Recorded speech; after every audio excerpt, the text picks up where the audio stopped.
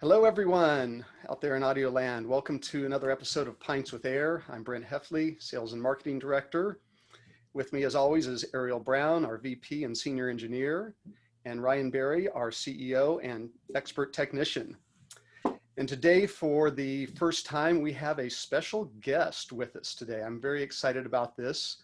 We have Michael Lavorgna from Twittering Machines and also writing for Darko Audio. Oh my God. You're well prepared for the episode. That's right. Every precaution has been taken. Excellent.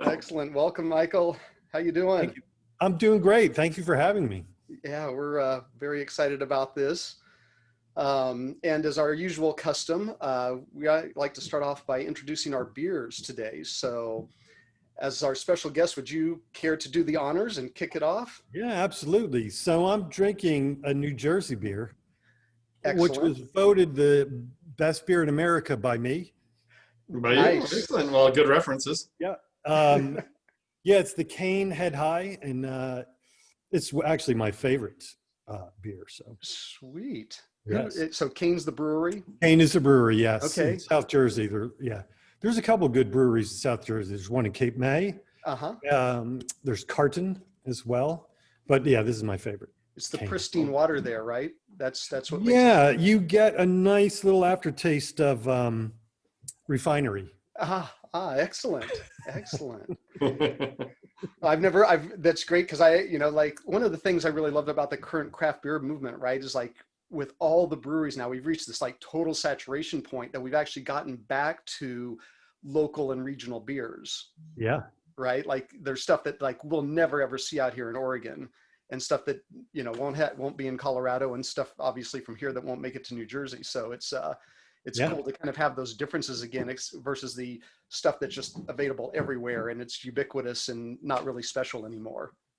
Sure. Yeah, absolutely. Back when you could travel, that was one of the fun things. You go to a new city and it's all new beer.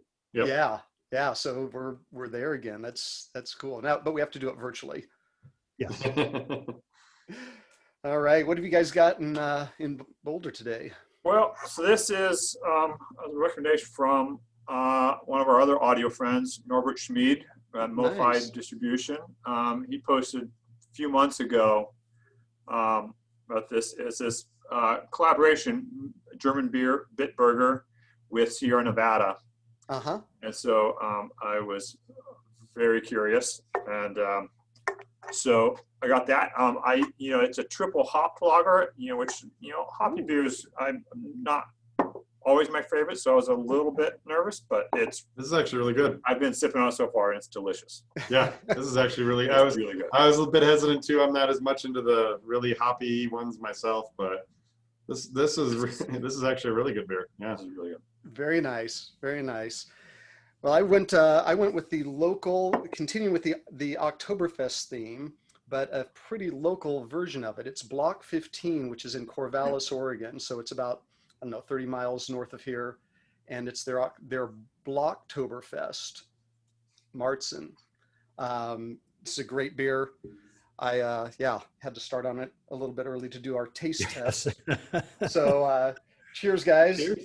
Yeah. Cheers, everyone out there. Hope you've got a beer. If you have beer recommendations for us, keep sending them in. We've got a few so far, and they're great. So we're looking forward to more of those as we go on. I haven't been steered wrong yet. Nope. Nope. So today, to go along with our taste testing, our topic is listening tests. So, that's it's a interesting term, as Michael and I've discussed before, and it's a whole process. And I think everyone has a process. I think you at home probably have a process when you bring in a new cable or a new piece of gear. Like, how do you do a listening test if you're going to compare something? And we do listening tests on one level in manufacturing, where we're listening tests between types of capacitors or types of solder or types of circuit board material, and then Michael, you do listening tests as complete units and new versus old, A versus B. There's a lot of different ways to do these. So I guess maybe starting off with like, what's listening test mean to you, or is there a different term that you prefer for that? Yeah, I always get a little nervous when the word test pops up. Like, can you fail a listening test? Right. I'm not so sure, Right. but yeah, it's not one of my favorite ways to refer, at least for what I do. Great point. And so, and I guess largely because I don't feel that I'm going to reach an outcome that declares a winner or a right or a wrong. It's more or less, I view my job as conveying what something sounds like and what are its characteristics and how does it differ from something else. Right. And so with that in mind, my approach is to listen over time. And I've found that's the only way that, or the best way for me to get to a place where I can actually hear a component for what it's doing. I find that if you do a short, quick A/B, you tend to impose your preferences on it. Absolutely. Right. Yeah, it's like, oh, well, this isn't doing what my favorite thing does, so it's not as good. And that I don't really find useful. Right. Yeah. Right. Which for us here at the factory, most of our tests are determined. Okay, do we use this or do we use this? And so we do have to come to a determination. So we do pick winners. Yeah, right. And this is a fork. Okay, we're going to go this direction or this direction. Yep. And that is like a whole tree of decisions when we're talking about a single product or whatever it is. So like when we do our listening tests, there is the whole, you need to get used to the sound before you can really even make that kind of a determination. I was very tempted, kind of go back in my history here. We did listening tests for years with Charlie, and we had various engineers and everything come and go here at Ayre, and I've listened with all of them. And Charlie and I would sit in that room and we would listen to, what is it? Sonny Came Home over and over again, or Yeah. or this, the one or two songs that Charlie was just in particular love with at the time. And you get to that like 20th time you've heard this song, and I'm just like, can't we just listen to this 5-second segment and pick which one we like best? And Charlie, with his health, he was in the hospital at one point in time, and I was left on my own to do a listening test. And I said, you know what, I want to get rid of all this wasting time and listening to 5 minutes of song over and over again, and just listen to like this segment of song, and I'm going to pick what I like better.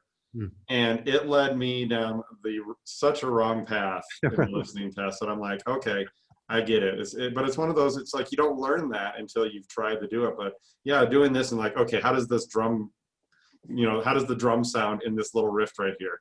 It doesn't convey what the unit's going to sound like at all to you, but you might notice some slight differences, even if it's not your bias at play, which it often is. It's still, you're not getting what you really need to from the song. Yeah, but this raises to me a very valid distinction in terms of what is our purpose when we listen. Mm-hmm. And my purpose here is very different from yours. Absolutely. Yeah, so that's why it seems to me that it may be the case that at times some people who are not manufacturers, who are consumers and listeners like I am, want to fall into your role. Yeah. And that's where things to me get a little off the rails, Yep. It's because in the end, for what I'm talking about is people at home listening to music. And I think that's hard for a lot of even, readers for some of those articles. Cause as a reader myself, there's times I try to glean the article and it's like, so what's better? Do I get this piece or that piece? Because you did a review on this other piece and you said these things about that, but you said these things about this other piece. Now, which one should I get? And I don't think they really can do that, nor are they designed to. It's more of a understand that piece for what it is, and get that review. And it's so much more of an organic process than people want it to be. Yeah, another thing I want to point out and say that even though most of our tests are a bit more objective in that way, we do need to, and we do often step back and say, okay, to listen to a product or a particular design or whatever it is more longer term, and step back and get, make sure that we're still, connected to the path that we're trying to achieve, that we should actually enjoy the piece. It's not just some objective decision, that we do frequently step back and actually, evaluate a piece differently to make sure it is something that we actually enjoy, enjoy long term, and it's going to, and that we still enjoy it next week. Yes, yeah. And yeah, so the other point that was just raised, this idea of test tracks. And I even do, unfortunately, refer to them that way. And that is, there are certain songs that I've been using for more than 10 years, with almost everything that comes through. It's a very useful tool, in determining comparative differences. So, I guess I'm a little leery of emphasizing that too much, because I have found that there are some people out there who tend to listen to a very small number of albums just over and over, and I try with Twittering Machines to promote music almost above gear. What I mean? Right. Which is one of the things I know your followers love about Twittering Machines is the musical aspect of it. Yeah, it's funny. One of the more common comments I got when I just relaunched the site was people saying, "Oh, I missed the Friday music recommendations," and that definitely gave me a big smile. It's like, oh, good. Absolutely. Yeah, for sure. Yeah. No, I think that might be something that actually has been one of the things that did change here at Ayres with the listening test, because we did have our favorite set of tracks. We had pretty much most of the early design of our products right up to maybe before the X5 series, where it was a selection of 5 or 6 CDs were our go-tos. We'd listen to various other things at times, but the primaries were these ones that we knew very well. And the goal was because we knew the music, we knew what it was supposed to sound like.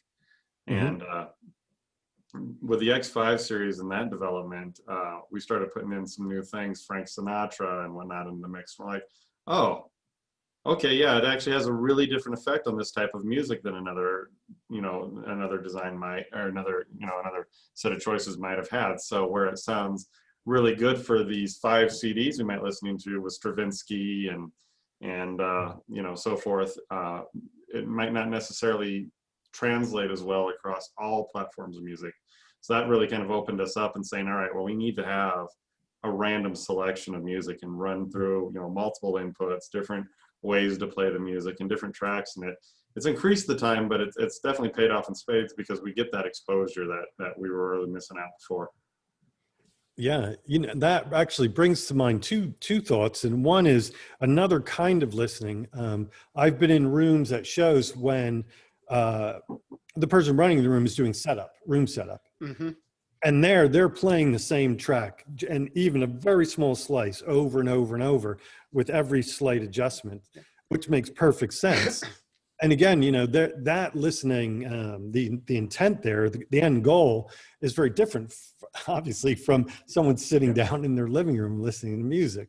Yeah, I'm glad you brought that up, because that's actually the listening test that I find myself doing the most, because I am usually the one going around setting up shows or working in showrooms or things where I'm actually going in, and instead of trying to evaluate the equipment, I'm trying to evaluate the setup in the room and the positioning of speakers, the tweaking of the system setup, and you can get sucked into a single piece over and over. And I find often I have to just literally walk out of the room, take a break, remove myself, change the music, come back in, and do another evaluation with a totally different type of music.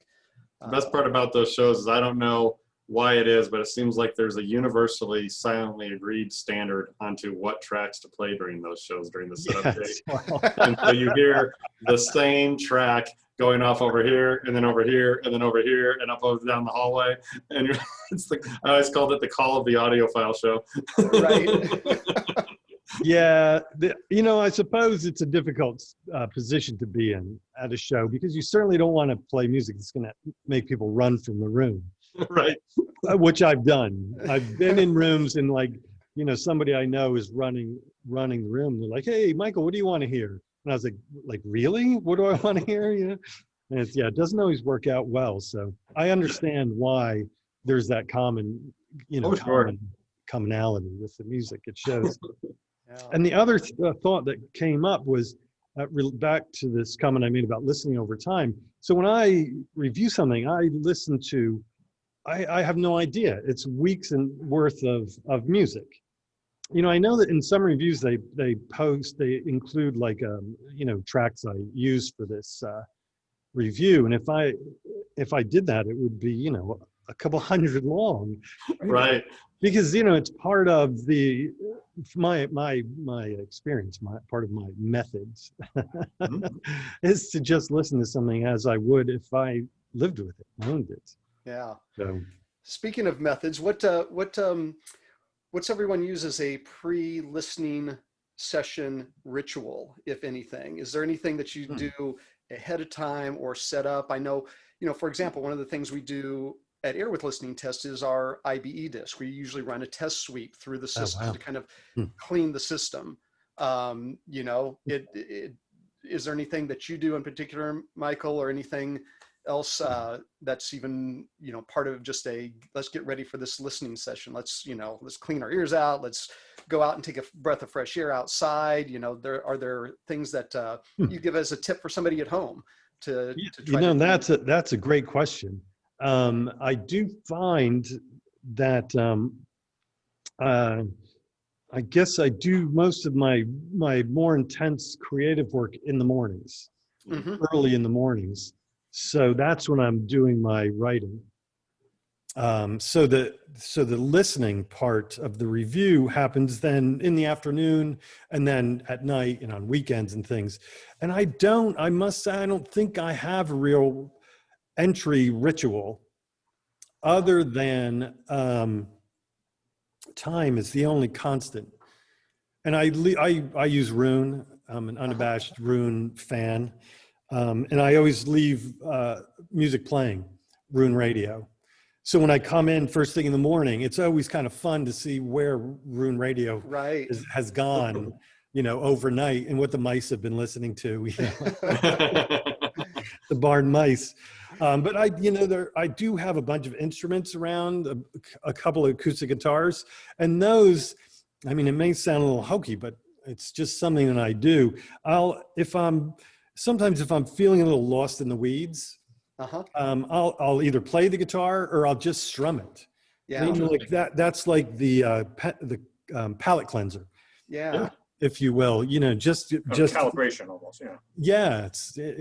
And it works well for me that way, just to, to get that tactile, That's cool. Yeah. That's actually really intriguing to me because, for me, I definitely have to have the mindset. And I know there's days where I'm just not in the mood to do listening tests. And if that's the case, I don't even try to approach it, because if you're not there mentally, you don't get there. Like the music doesn't pull, no matter how much the music pulls you in, it doesn't reset that brain space for you that day. And so, I'll listen to relax, but I won't do any serious listening tests that day.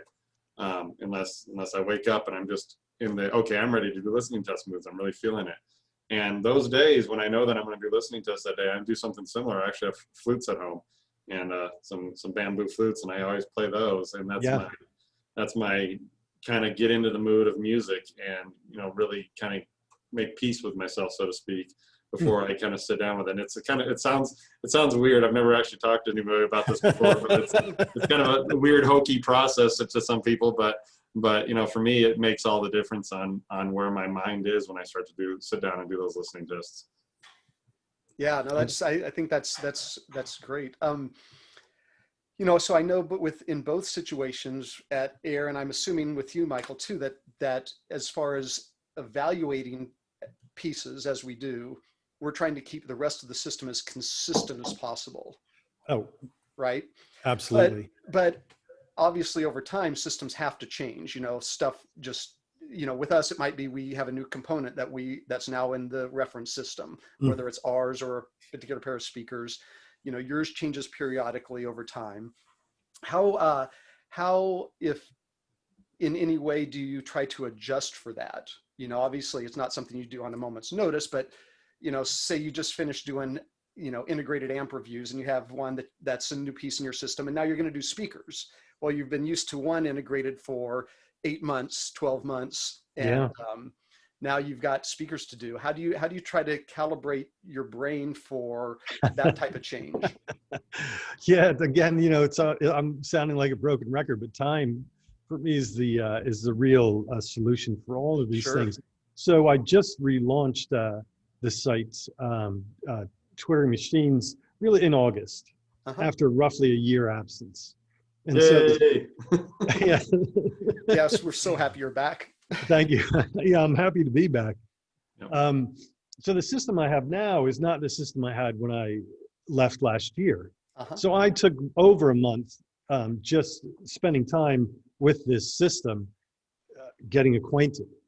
But I do have a slight kind of head up because I've been listening to and I've owned speakers made by John DeVore of DeVore Fidelity.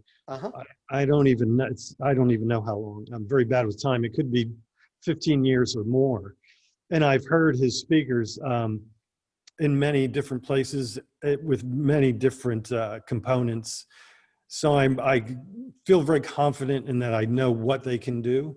Sure. So that helps a lot. That's I mean, that's one of the big constants that has been the case from reviewing from even when I started. In 2005, I owned a pair of DeVore Gibbon 8s. You know, back that far. But yeah. So that's an interesting point, because it's in some ways it's almost the opposite. Obviously, we have Air gear as our electronics, right? Yeah. But we don't want to get pigeonholed into just designing to a brand of speakers or a set of speakers. But we can't have hundreds, you know, at the same time. That would be insanity. Even more insanity than we already inhabit. So, you know, the TADs that we've had for a while, the Vandersteens we've had through, the Vivid speakers, the Wilson speakers, you know, all the different sets that we've had have been great, but we, you know, do actively try to mix things up that way over time, so that we don't get pigeonholed into a specific pairing, right? Exactly. Yeah. Right, which is always good to do. Yeah, sorry to jump in. You know, because, you know, one of the things we maybe haven't touched on much is, like, you know, what are we actually listening for? And so, you know, yeah. It's one of the distinctions I want to make is that, you know, at least for me personally, and I know is that, you know, and one of my perhaps weaknesses is that I'm not trying to technically analyze what I'm hearing. What I'm listening for when I do a listening test is what engages me, what sucks me in, what makes me keep listening. Usually, if it's something that I'm not enjoying, I find that I'm constantly changing tracks or listening for something else. When I put on a CD and then I just sit there and listen, and then I realize 5 songs later, oh, I haven't changed this CD. I haven't done this. I just kind of subconsciously realize that I'm just completely engaged. It sucked me in. I haven't even thought about what it sounds like. I'm just in the music, and that's my kind of barometer for, you know, what to me is right, or what I want. And whether or not it's right for somebody else is a whole different question. But that is what has engaged me. That's what has sucked me into the music. And that's what I'm looking for. Yeah, and I think that's what I base most of my decisions on personally. I think that's a great point. I mean, that's really where that whole slice test really falls through. You know, when you're listening for how does the bass sound in this one section, you never get that. Right. But I think you're absolutely right in the fact that, you know, where it makes you feel like I know something is inherently wrong with it with the gear that we're designing, you know, with the circuit design or whatever, or something else, some other factor in the room that I haven't figured out yet. When I'm listening to the thing and I'm tired or I'm bored, and like if I feel myself falling asleep to the music, like it's not right, or, you know, or if I, you know, even if it's a particularly dry, quote unquote, piece, you know, some classical music, it shouldn't make you tired. It shouldn't make you feel exhausted after you're done listening to it. You should be, you know, really getting pulled in. I think one of the most emotionally drawing pieces has been a Stravinsky piece, which is just orchestrational, no words in the entire thing, no singers. And it gripped me in a way with the AX5 that I had never been pulled into music before. And that was really that whole aha moment for me with, you know, audio. Yeah, I completely agree. One of the goals, to my mind, is achieved when you forget about the gear completely, and that experience of just being connected to music lasts for days and weeks and months. You know, that's the ideal to me. And then also, you know, getting back to the listening test and the test tracks, you know, the shorter amount of time you spend, if you're just listening to a snippet of a track, you're never going to get emotionally involved in the music, right? It removes that aspect. Exactly. So while that has its purpose, as we discussed, Absolutely, yeah. certainly There are times for that, for sure. absolutely. But when it comes time to sit down and listen to music, I definitely don't want to be thinking about bits and pieces of sound. You know, are the highs doing this, or Right. is the sound stage doing this? Exactly. It's the last thing I want to be thinking about. It's the same. I mean, imagine if you were at a concert and you started to dissect a performance in those terms, you'd be, you know, you'd never enjoy it. Right. Exactly right. Good point, yeah. Yeah, You know, absolutely. oh God, that bass is, you know, I'm not so sure. It seems to be rolled, you know. I really need to turn that down 2 dB. Yeah. Absolutely. Yeah. Fantastic. Well, that's a great, I think that's a great survey of listening tests and an introduction of how to do them. Is there anything else anyone wants to add in before we kind of close out here? Or? 2 things, actually. Okay, great. One, I wanted to thank again the listener that suggested this beer. This is something I would have never picked up off the shelf. I don't know if he's a listener or not. Or I hope so, but hopefully. Well, whoever suggested our beer, I would like to thank them. This is something I never would have picked off the shelf off my own. Yeah. And so having somebody suggest this got me to drink it, and I'm really impressed with it. So it's something I'll definitely get. Yeah. The second thing, I'd really like to thank Michael on behalf of Ayre for coming and visiting us, and more importantly, how excited we are to see Twitter and Machines back up. Because Thanks so much. Yeah. it's wonderful, wonderful to read your articles over the years, and it's something I'm looking forward to again. Thanks. I appreciate it. Yeah. And thanks for having me and for having an excuse to drink beer on Thursday. Exactly. Well, this has been a lot of fun. So I'm sure it won't be the last time we do this together. So For sure. That's great. Everyone out there, if you have questions, comments, you know, email us at pints@ayre.com. This week, if you have a particular piece of music that you like to listen to evaluate things, email it to us. It's always interesting to see what everyone out there is listening to. Maybe there's some great stuff that we haven't tried before that'll be fun to check out. So music suggestions, beer suggestions, questions, bring them all in. And until next time, cheers, everyone. Cheers. Cheers.